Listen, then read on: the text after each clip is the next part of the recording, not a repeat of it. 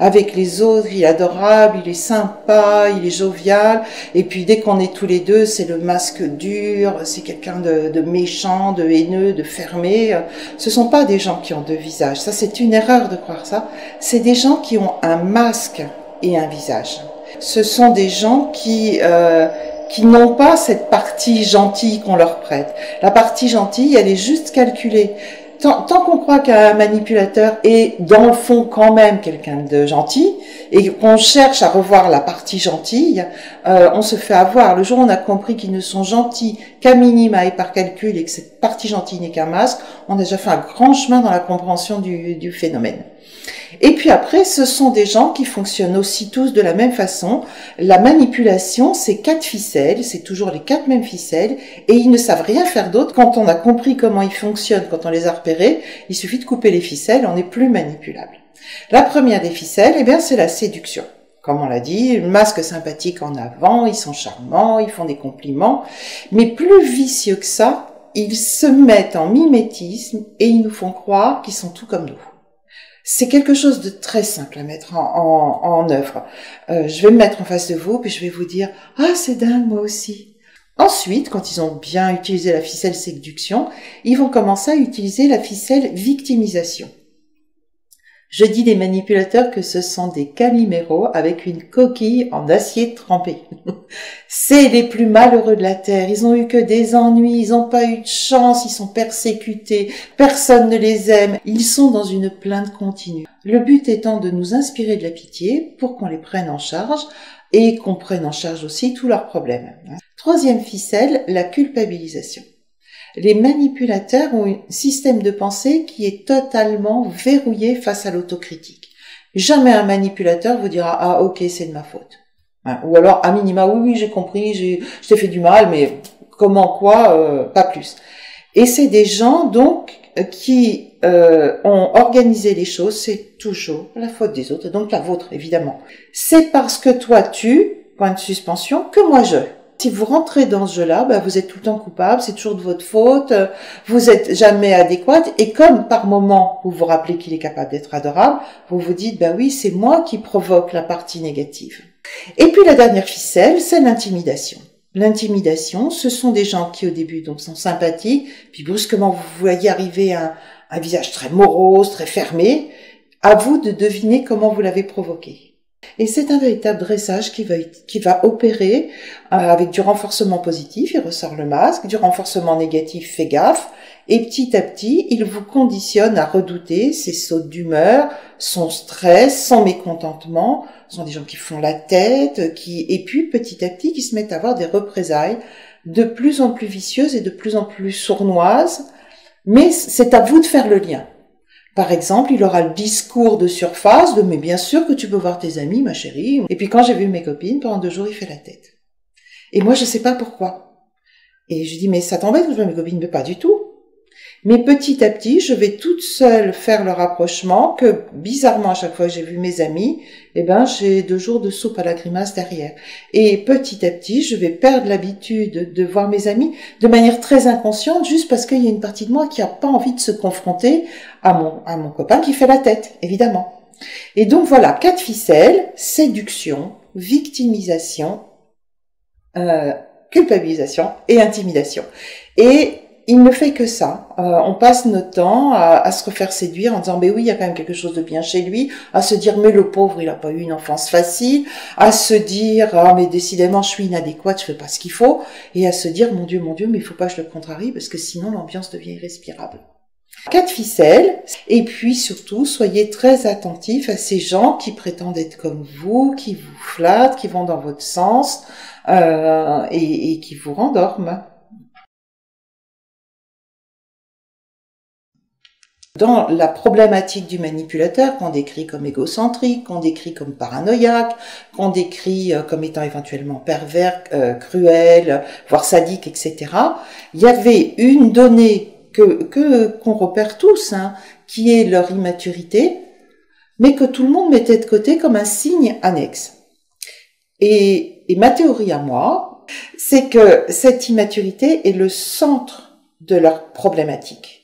Pourquoi on est manipulateur? Parce qu'on est resté un gamin.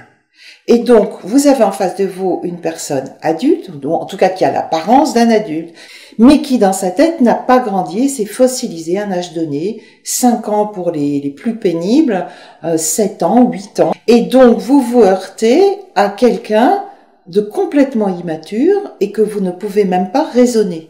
Si vous lui parlez comme à un adulte, eh bien, vous vous faites complètement mystifier parce que lui, il réagit comme un gamin, même pas vrai.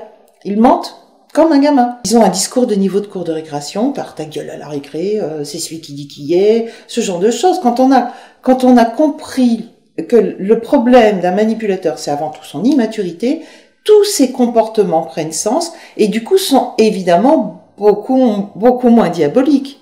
Si vous avez devant vous un homme qui vous fait des yeux noirs et qui vous dit si tu continues je te tue, ça vous fait très peur. Si vous avez réalisé que c'est un gamin de 5 ans qui est en train de dire ça à sa mère, eh ben, ça le démystifie complètement et vous pouvez le prendre à un autre niveau, restez-vous adulte et le remettre à sa place de gamin. Et ça dédramatise tout. Beaucoup des livres qui existent sur les manipulateurs servent leur cause en les diabolisant, alors que ce ne sont que des morveux de cours de récréation. Quand on a compris ça, on a compris que c'était des morveux, on arrête d'en avoir peur et on leur parle leur langage, qui est un langage finalement de cadrage. On est obligé de faire avec les manipulateurs le cadrage qu'ils n'ont pas eu dans leur enfance. C'est qu'ils ont toujours eu l'impunité partout où ils sont passés, depuis la grande section de maternelle où ils commencent à harceler dans les cours d'école, où on les retrouve après en collège, etc. Les adultes ne cadrent pas assez, ne les remettent pas suffisamment en face de leurs responsabilités, considèrent que c'est des pauvres gosses perturbés, etc. Et donc ils passent entre les mailles du filet depuis l'enfance, depuis le moment où ils ont arrêté de grandir finalement. Donc ce vieux petit garçon de 7 ans ou cette vieille petite fille de 8 ans que vous avez devant vous a l'habitude depuis cet âge-là de rouler tous les adultes dans la farine, de faire rien que ce qu'il veut, comme il veut, de s'en tirer à chaque fois en passant entre les mailles du filet. Et quand on a compris ça, on se rend compte aussi par exemple que les manipulateurs, ils n'ont que 3 émotions. Quand ils sont dans leur toute-puissance, ils sont contents, alors dans ces cas-là, mais vous voyez le gamin, ils sont vantards, je suis trop fort, c'est moi qui ai tout fait, ah mais les autres ils n'ont rien compris de la vie, enfin ils sont dans cette espèce d'ivresse. Quand on les frustre, ces regards noirs de gamin, je vais te tuer tes méchantes mamans. Et puis quand on les chope la main dans le sac, ils pleurnichent pour essayer d'éviter la punition. C'est pas une raison pour s'attendrir. On peut avoir pitié peut-être de l'enfant qu'ils étaient, mais pas de l'adulte qu'ils sont devenus. Parce que leurs comportements sont juste inacceptables et font souffrir beaucoup trop de monde. Maintenant, il faut qu'on s'y mette tous pour leur mettre des limites et les obliger à assumer leurs responsabilités. C'est le centre de la problématique, les obliger à se comporter normalement, correctement avec les autres, et à ne plus fuir leur responsabilité. Ils acceptent trop de se remettre en cause, ils acceptent trop d'essayer de comprendre la personne en face, mais ils essayent de comprendre avec des critères trop intelligents, puisque la bêtise de cette malveillance, cette immaturité ne les effleure même pas. Et c'est comme ça que voilà, ils se font manipuler. Souvent, mes clients me disent « Mais pourquoi il ferait ça ?» Je dis « Mais pour vous embêter. » « Mais pourquoi il voudrait m'embêter ?» Alors parce que c'est un sale môme qui n'a qu'une envie, c'est de tarabuster les adultes. Mais ça, c'est compliqué à comprendre, c'est tellement stupide. Et de l'autre côté, vous avez le manipulateur qui ne conçoit pas la bienveillance gratuite. Vous voyez, l'un qui ne conçoit pas la malveillance gratuite, l'autre qui ne conçoit pas la bienveillance gratuite. Parce que le manipulateur, il n'est gentil qu'à minima et par calcul. Moi, je donne même la consigne à ma clientèle, je dis essayez de vous lever de bonne humeur en chantonnant et branchez le chronomètre pour voir en combien de temps il va vous agresser pour faire arrêter ce sourire. Cette bienveillance, cette bonhomie, cette gentillesse rend les manipulateurs complètement fous. Donc voilà, il y a plein de complémentarités comme ça, des gens très généreux, voire trop généreux. Et de l'autre côté, vous avez le manipulateur qui est d'une cupidité à la limite de l'obscénité. Et donc, des fois, j'oblige un peu ma clientèle, par exemple, à chiffrer combien elles ont payé dans une relation avec un manipulateur. Ben voilà, vous me dites qu'il paye pas le loyer, vous dites qu'il fait pas les courses, vous dites que vous lui avez prêté 5 000 €, qu'il vous a pas encore remboursé, etc. Ben voilà, je vous donne le total, ça fait 32 000 €. Et là, la personne se rend compte que même si elle n'a pas le sens de l'argent, il y a un moment donné, il faut arrêter de se faire plumer.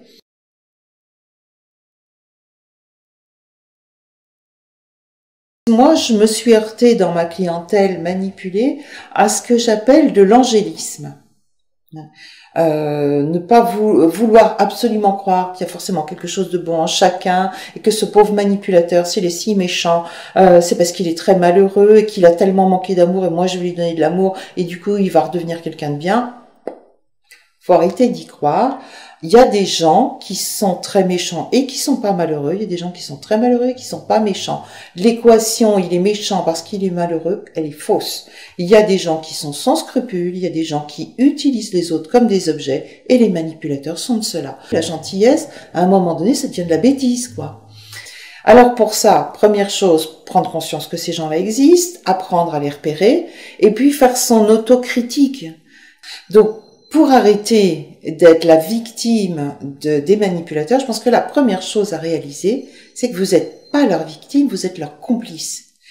Voilà, gentil, oui, mais mettez des limites à votre gentillesse. Jusqu'où je suis gentil, à quel moment je deviens stupide. Vous connaissez l'adage, trop bon, trop, hein. Jusqu'où je suis gentil, et puis à quel moment ça devient de la soumission et de l'obéissance. Et puis jusqu'où je suis gentil, et à quel moment ça devient de la lâcheté. Il faut vraiment remettre des limites concrètes à votre gentillesse. Jusque-là, je suis gentil, mais après, ce serait de la bêtise, ce serait de la soumission ou de la lâcheté. Et puis, question subsidiaire, est-ce que cette personne mérite ma gentillesse aussi? Parce qu'à un moment donné, il y a des gens qui méritent pas qu'on soit comme ça aux petits soins pour eux. Et puis, ce que je voudrais vraiment que les gens comprennent, c'est qu'en matière de manipulation mentale, de harcèlement, d'emprise psychologique, il n'y a que deux camps. Il y a le camp du harceleur et il y a le camp du harcelé. Il n'y a pas de neutralité possible dans une situation comme ça. Parce que si vous êtes neutre, eh bien, vous devenez complètement complice de ce qui est en train de se produire. Donc, maintenant que vous savez ça, eh ben, moi, je vous invite à choisir votre camp. Et quand chacun aura choisi son camp en connaissance de cause et en conscience, eh ben, peut-être que les choses commenceront à s'arranger et que les manipulateurs n'auront plus cet énorme pouvoir de nuisance qu'ils ont aujourd'hui.